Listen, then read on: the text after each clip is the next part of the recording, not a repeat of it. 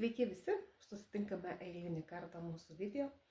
Ir šį kartą noriu pristatyti dar vieną produktą, ne iš Korėjos, ne iš Europos parduotuvės, bet mūsų Atomy kompanijos. Tai izoflavonas. Oi, labai daug čia visko apie jį, tai atmintinai viską išmokti yra sudėtinga. Tai aš pasistengsiu keletą niuansų paskaityti. Tai va, šitoks mažas buteliukas yra 60 kapsulių ir vat tokia nedidelė kapsulytė. Va. Ją reikia naudoti vieną kartą dienoje valgio metu. Taip, tai dabar trumpai papasakosiu apie šitą produktą, kam jisai skirtas ir kodėl jį reikia naudoti. Tai izoflavonas yra japonių moterų grožio ir ilgaamžiškumo paslaptis. Tai Soy Atomy izoflavonas yra unikalių savybių papildas, jis turi stiprų teigiamą poveikį. Teigiamai veikia nervų sistemą, kraujagyslės ir audinius, taip pat mažina menopauzės ir priešmenstruacinių sindromų simptomus, mažina aterosklerozės tikimybę ir padeda moters organizmui atkurti ir palaikyti optimaliausią hormonų pusiausvyrą organizme. Tai yra visiškos augalinės sudėties produktas. Soy Atomy izoflavon sudėtyje yra genisteinas, diazeinas, glicitinas, kurios yra antrinės augalinės medžiagos, vadinami žolės estrogenai.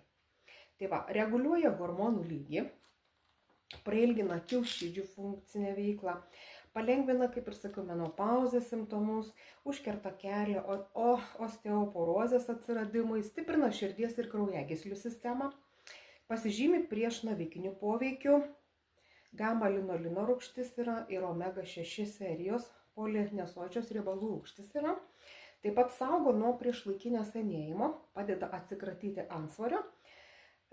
Membrano apsauginis poveikis yra, antiosklerozinis poveikis yra, reguliuoja lytinių liaukų ir antinksčių funkcijas, normalizuoja neurologinės kraujo savybės, imunomoduliacinis poveikis yra, priešuždegiminis poveikis, malšina skausmą, žaizdų gijimą, opų gijimo gerėjimas ir gerinas medžiagų apykaitą.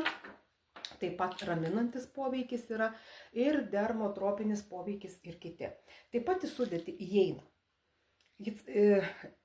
hihatsu, padeda palaikyti optimalią kūno temperatūrą, aguonos įeina, imbieras, angelika akutiloba, angelika akutifolija yra ir ryžių sėlenų aliejaus ekstraktas orizinolis. Taip pat gali būti indikacijos ir kontraindikacijos. Tai va, izoflavone Atomy Soy rekomenduojama naudoti šiais atvejais. Jeigu turite širdies ir kraujagyslių sistemos patologinę prevenciją, hormonų pusiausvyros sutrikimus, osteoporozės gydymą, miego sutrikimus, PMS, nevaisingumą, menopauzę, pieno liaukų ligos, kiaušidžių funkcijos sutrikimai ir svorio korekcijai, jeigu reikalinga. Tai va, taigi kontraindikuotinas, kontraindikoitinas esant individualiam komponentų netoleravimui, nėščioms ir žindančioms moterims būtina pasitarti su gydytoju. Tai nėra vaistas, tai yra maisto papildas. Tai va, kaip ir sakiau, vartoti reikia vieną kartą po vieną kapsulę dienoje. Kaip sakoma, valgio metu indelyje yra 90 kapsulyčių. Tai va, parduodama Atomy kompanijos Japonijos parduotuvėje. Na ir laikyti reikėtų nuo +2 iki +25 laipsnių temperatūroje ir be abejo vaikam nepasiekiamoje vietoje. Tai tokios naujienos iš mūsų Atomy kompanijos parduotuvės.